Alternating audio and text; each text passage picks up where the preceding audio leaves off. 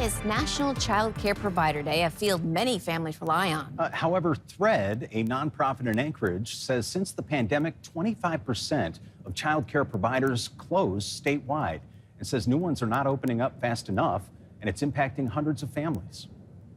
We rely on childcare so that we can go to work and be productive members of our society and, be engaged citizens. And when your childcare center gives you notice that they're going to close in 2 weeks, it's a really hard thing to do. Now, finding reliable, secure childcare, that's a struggle for a mom of two, Emily Carroll, and she has been battling this for a while. Now, she says that her 4-year-old son is now on his third daycare after the first two shut down, and she relies on friends and family helping out with her 7-month-old son. Now, Carol is not alone. According to Thread, which is a nonprofit that works to improve access to affordable and high-quality childcare.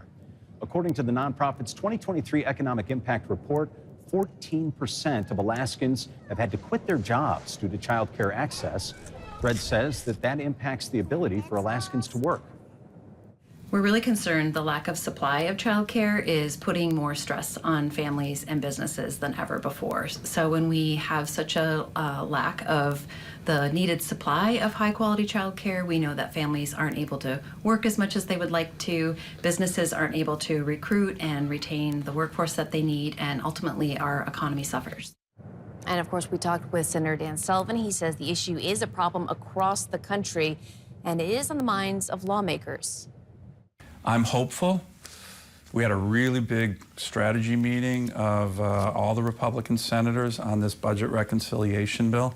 I'm hopeful that as part of that big package, we could have some significant provisions that address that. I've had some bipartisan legislation that I've introduced in the last few Congresses dealing with what we call child care deserts. Well, right now, Thread says around 23,000 children in Alaska from working families do not have access to the child care they need.